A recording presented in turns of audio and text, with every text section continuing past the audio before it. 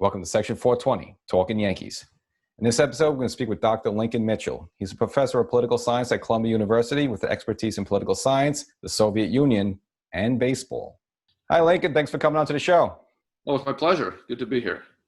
Now, this is actually history. You're actually the first doctor on Section 420, Talkin Yankees. So just by you being here, you've made the show already smarter. Well, it's a pleasure. I am, as I tell my kids, I'm a real doctor, not a medical doctor, so I can only help on some things. Now, you have great expertise in political science, as well as baseball and the Soviet Union. So anytime you can mix in the Kremlin with home runs, I think that's amazing. I do a lot of work in Georgia, which is a small country in the former Soviet Union. And at one point there, I got involved in trying to help support baseball in Georgia, which was a lot of fun. And of course, I reached out, through a guy. Unfortunately, this man passed away, got sick and died. But he'd been very instrumental. He'd learned to play in Cuba when Georgia was part of the Soviet Union. It became independent, and he wanted to build up baseball in Georgia. So I reached out to the American ambassador, who was a good dude, and I said, "Hey, could you help me out with this?" And what he was able to do, he said, "Sure." So I was able to send stuff directly to him from here, like equipment and stuff, and get a very good rate on it because it was a military thing. And then I wanted to get the Japanese ambassador, because Japan, they play baseball too. And I had a friend, I was friendly with that time with the defense minister of Georgia. So he invited me to these conferences, and he put me at the table with it. And the Japanese ambassador got so sick of me talking to him about baseball, because I guess he was not a baseball fan. So I kept pushing him. But yes, it's an odd combination. It's hard to all get it into the same book, but every now and then I can. Now, you have an exciting panel coming up. First of all, people can follow you at Lincoln Mitchell on Twitter. And, of course, your website, lincolnmitchell.com. And at the very top there, and, again, it's great timing just with everything that's going on right now. You have you're going to be part of a panel on June 17th at 7 o'clock. And people can check your website for the details, discussing, the title, Say It Ain't Contagious, Reopening and Rethinking Baseball in the age of the pandemic. So maybe just give us a sneak preview of, what are you going to discuss? Well, I think we're going to discuss a couple things. On the one hand, we're going to discuss some of the challenges that baseball faces with these various reopening plans. The kind of the ways it can go wrong, the ways they're overthinking, and the bigger impact this has on the game. I think baseball, if you look closely at what MLB is doing now and the Players Association, they're thinking of this as a 2-year challenge, because you have this season, which is in the best case scenario shortened, but very likely doesn't happen at all, followed by a labor negotiation. So you have this 2-year period, and getting through that 2-year period is not going to be easy for MLB. And then the second thing we want to spend some time on is, talking about the absence of baseball in our lives.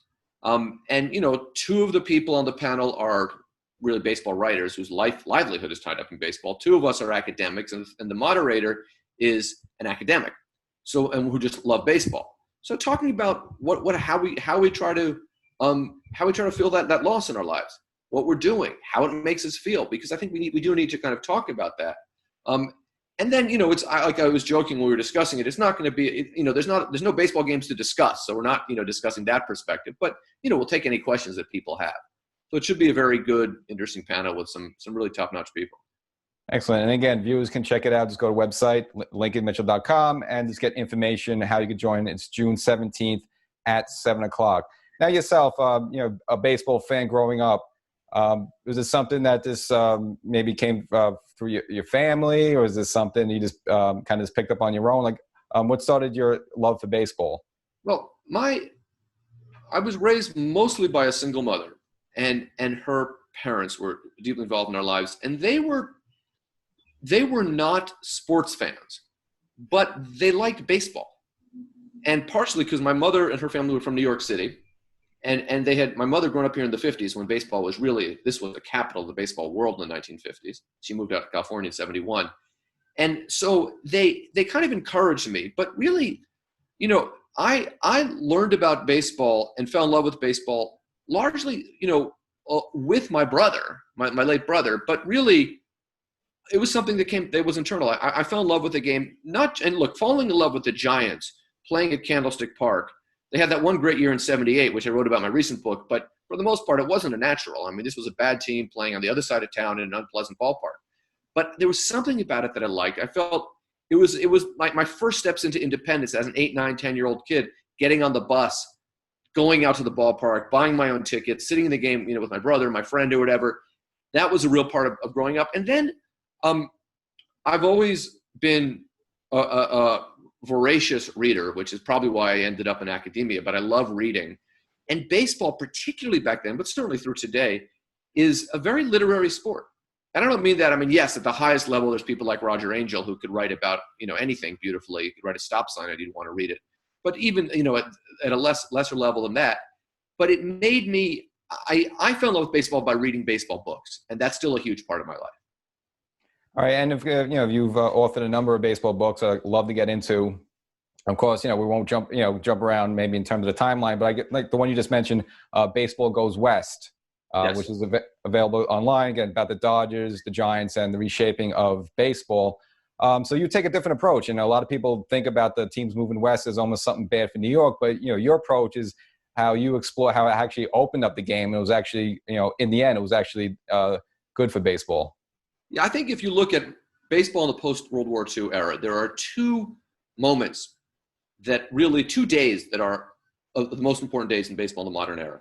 The first, April 15th, 1947.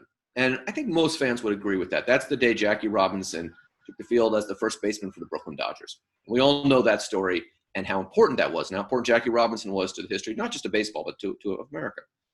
And then 11 years later, on April 15th, of 1958, Ruben Gomez pitched to Gino Cimoli, who was the leadoff hitter for the Dodgers. Parenthetically, Gino Cimoli grew up not far from Joe DiMaggio in San Francisco and actually had played for the San Francisco Seals in the PCL before becoming a Dodger.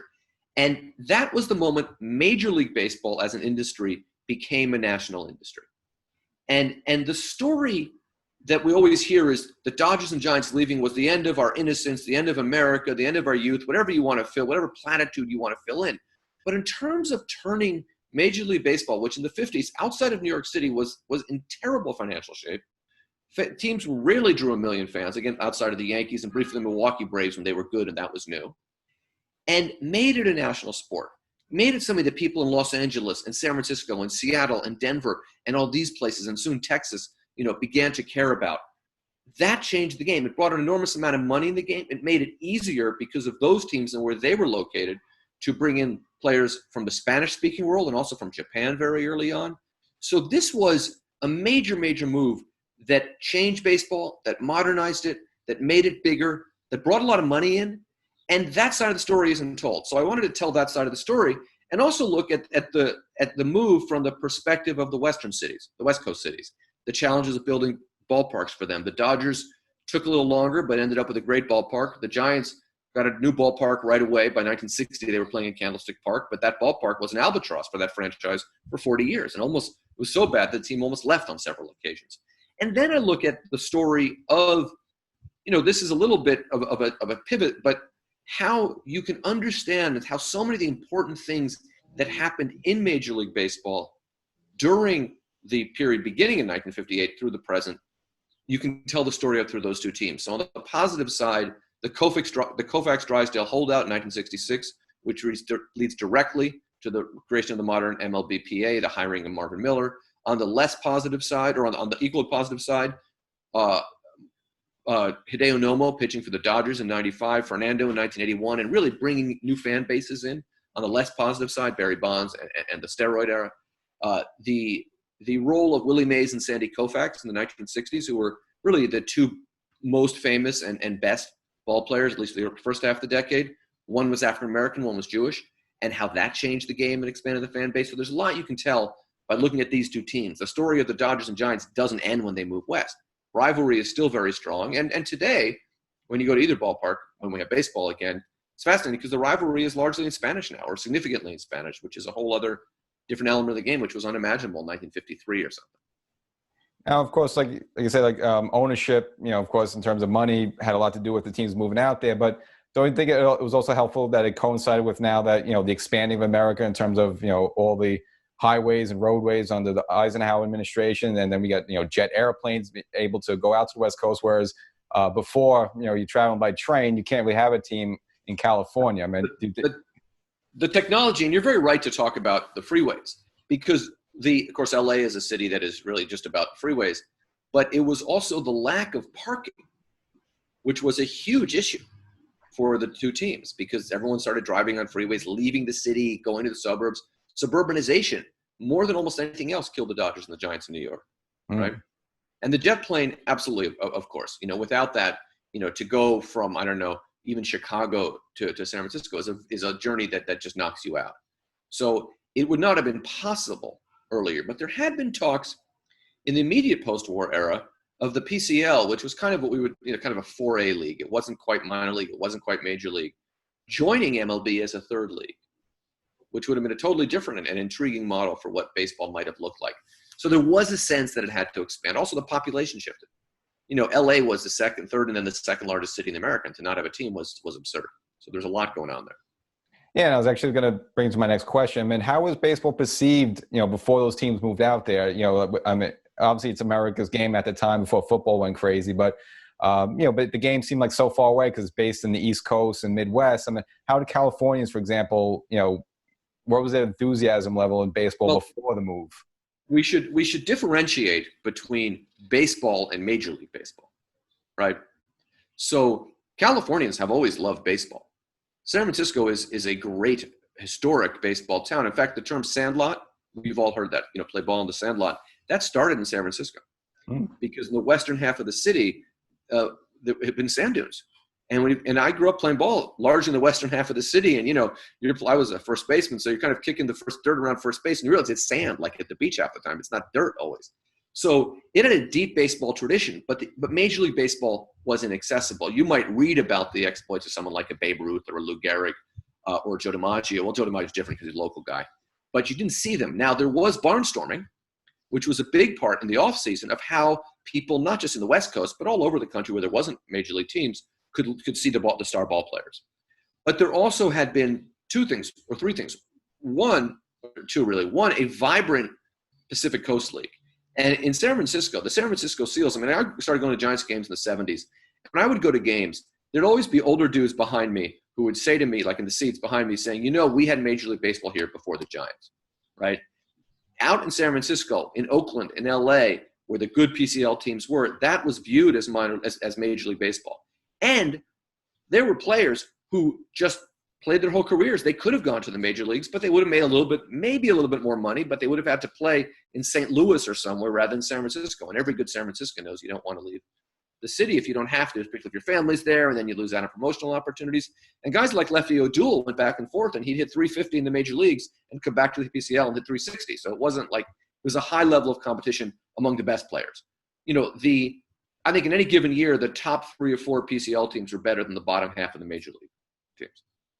Okay. And, transitioning, to the 70s San Francisco Giants and your most recent book, San Francisco Year Zero, Political Upheaval, Punk Rock, and a Third-Rate Baseball Team. First of all, I got to say that the one positive thing about this pandemic is now I'm starting to get my 70s hair. I'm starting to get little sideburns and little curls. I just cut it, but I had it coming out. Yeah, I'm jealous. I got to find a barber, but I had my wife cut it because I am not a barber. I only have 3 cats, so until they get to learn how to cut hair, I'm kind of screwed on that one. But I just want to get into that about how that book you detail how the San Francisco Giants team was able to sort of bring a city together that at the time had a lot of upheaval and division. Yeah, San Francisco. So this is a book that is really a deep dive into San Francisco in 1978. For Yankee fans who've read Ladies and Gentlemen, the Bronx is Burning, it's the same genre, but of course a different city, different year. And also, Ladies and Gentlemen, the Bronx is Burning ends with Reggie Jackson hitting 3 home runs, which a game that I remember watching in my kitchen on my mother's black and white television set, and jumping up and down because it's West Coast time. It was earlier in the day out there. This Giants season ends with them getting eliminated by the LA Dodgers, which is a more dismal way to end a baseball season. But it really is a deep dive into 3 important strands of that city at that time. One is the Giants. And this team that in the beginning of the year was thought to be leaving because they were playing so badly and drawing so few people, ends up kind of becoming the story of the city for the first 10 months of the year, exciting everyone, being in this great pennant race, drawing 1.7 million people, the second highest in franchise history, going back to when they were playing in New York even, and remaining in the city. And the second strand is the rise of punk rock.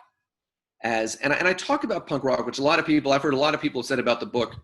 I really liked it except the punk rock parts. A lot of my punk rock friends have said I couldn't really follow the baseball parts. But the rise of punk rock as this generational stand in for the kind of generational paradigm shift that was happening, where by 1978,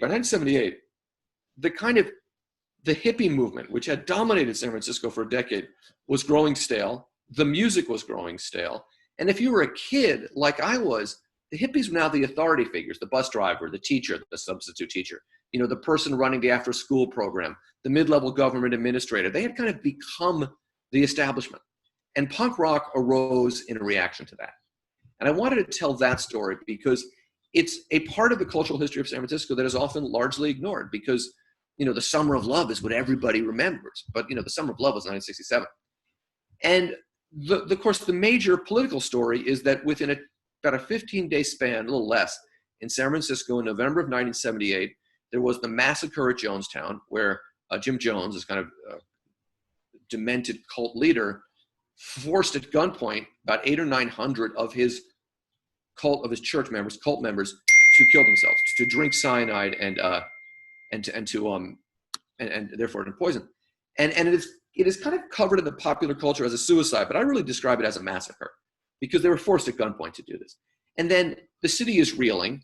No one knows the church, their church, the People's Temple Church on Geary Boulevard, which is a major east-west street. Think of Broadway or something, except it's east-west, not north-south.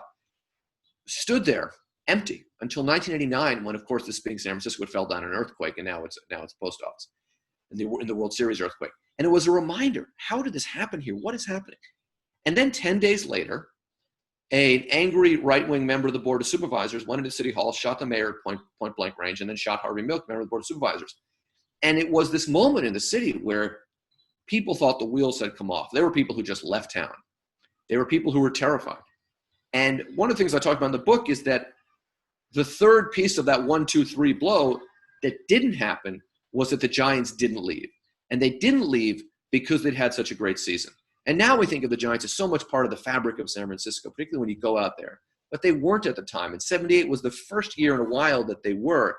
And because they didn't leave, San Francisco was one of the reasons San Francisco was able to rebuild. One of your previous titles is going to jump back a little bit to 2016, which I think it's going to be very interesting now that the virus is kind of floating around. Will Big League Baseball survive? And you kind of put out a number of scenarios that could happen in terms of with television, with the game getting more globalized, with youth sports. I mean, what are some of the ideas and prospects you explore in that book? Well, the idea in that book is that we are now still in this very different technological and communication and political environment than we were in 1970, 1980, 1990, 1950. And baseball has to adapt to that.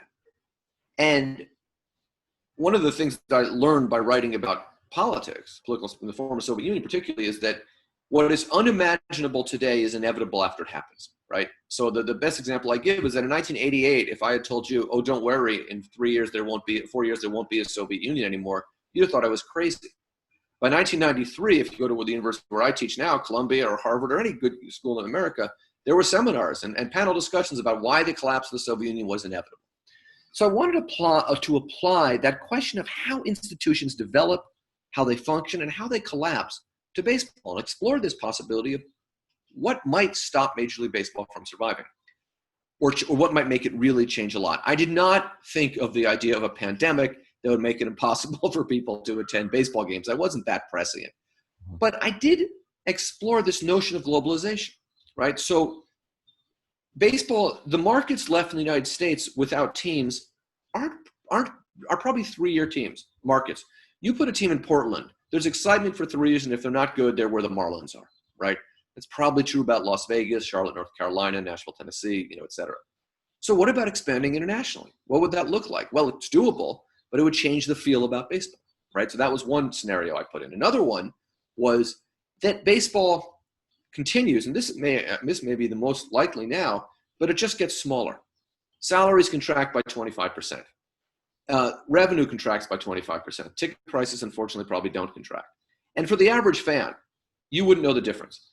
If, let's say the very, very best athletes start choosing football because there's more money or something, but the most fans would not know the difference between a guy throwing 99 and a guy throwing 97.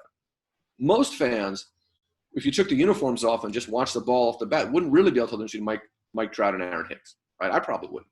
I'm a pretty serious fan. So So one is it just gets smaller. Maybe it doesn't draw the best talent from around the world, but it survives in more or less its form.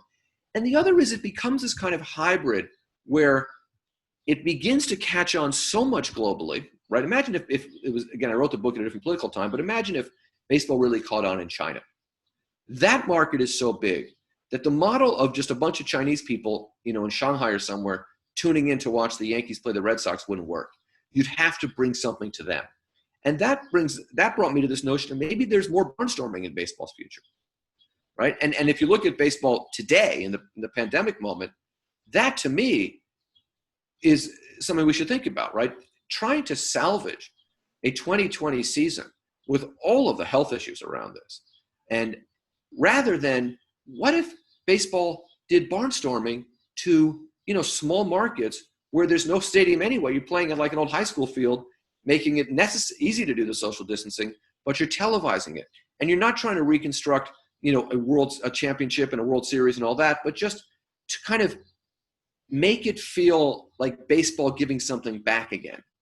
Now, that's something I didn't write about in the book, obviously, but I raise this because we assume everything is always going to be as it was, but that's not how the world works. So I wanted to kind of pose some of those questions relative to Major League Baseball. And again, I write that book, it sounds very academic, but I do it through telling stories about different characters from baseball history. So, Branch Rickey or Fernando Valenzuela, or people, just various people to make a different point.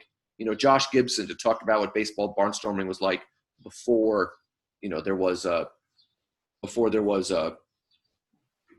American players were allowed to play. In the last chapter, I talked about Joaquin Andahar, because Joaquin Andahar, who was, kind of the best Dominican pitcher in the period between Pedro Martinez and Juan Marichal, but he learned, from the Dominican Republic, and he famously said that his favorite word in English was "you never know."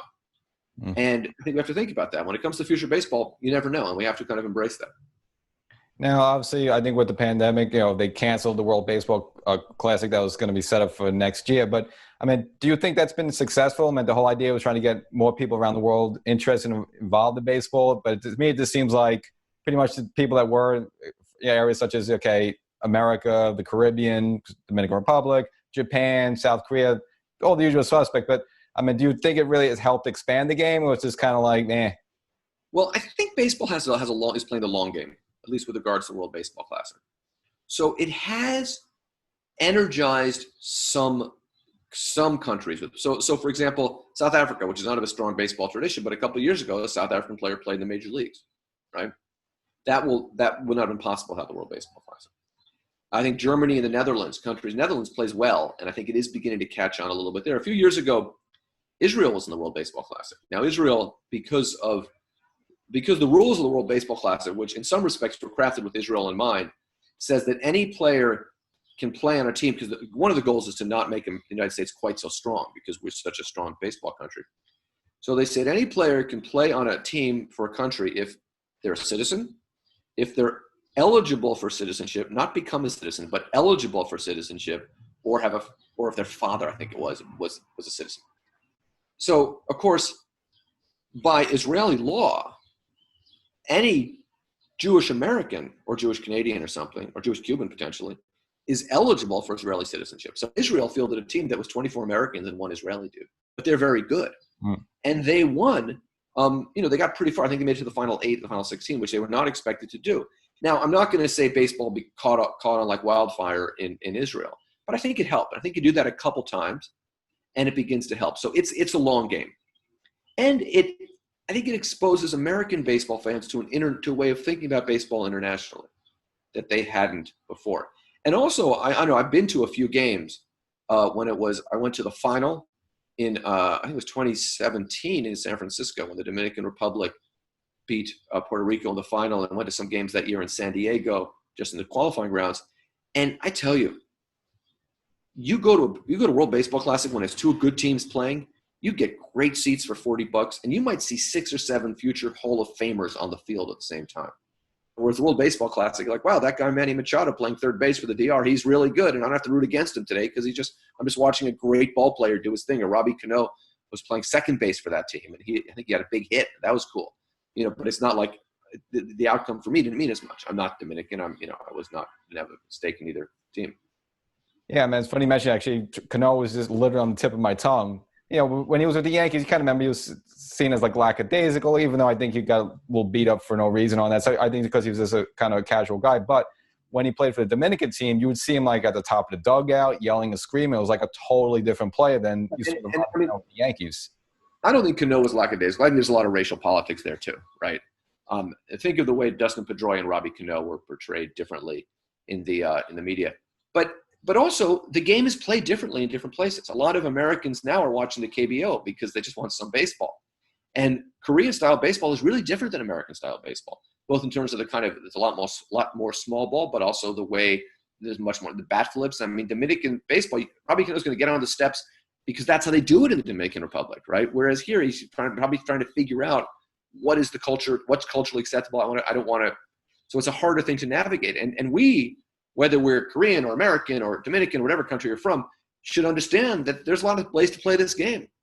I mean, I was in Japan and I managed to go to a baseball game there, and I was the Yomiuri Giants, which are the kind of the Yankees of Japan, even though they're named after the New York Giants when they were in New York, and the Chunichi Dragons, which I didn't know. I was rooting for the Giants just because they're the Giants, but the Chunichi Dragons like have a blue hat with a D on the front, so it looked like the Dodgers. So now I was really glad I was rooting for the Yomiuri Giants, and it was just, I mean, the way the organized, I was sitting in the official Chunichi, Yomiuri Giants cheering section where you couldn't wear the other team's colors.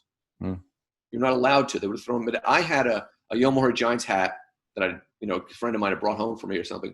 And then my sons, because they all have their San Francisco Giants hat, but it's black and orange, so that was cool. And, it's the organized cheering and the women selling beer out of this keg that they keep on a backpack and the bento boxes. It's totally different and much more small ball. No, but then at one point, there was a guy next to me, a Japanese dude, who was intense. I mean, he was just like, you could see this guy was an intense baseball fan. And he's watching the game, and they're falling behind, and the pitching is terrible. The pitching was not going well for the Giants that day. And I turned to the guy, and he's almost like got his head in his hands. And I turned to the guy. He doesn't speak any English. I don't speak any Japanese. And I say to him, do we have one in the bullpen on this team? Right? And he just looked at me with this look like he knew, like there was a language. We didn't have a common language. We clearly understood what we were saying. Well, I appreciate coming on. Again, people can check you out. Follow you on Lincoln Mitchell on Twitter, and check out your website, lincolnmitchell.com. We have links of anyone interested in the books we discussed, as well as, again, that panel coming up on June 17th. And hope we have baseball. But it's pulled back and forth. But again, either way, I appreciate you coming on. My pleasure. Anytime.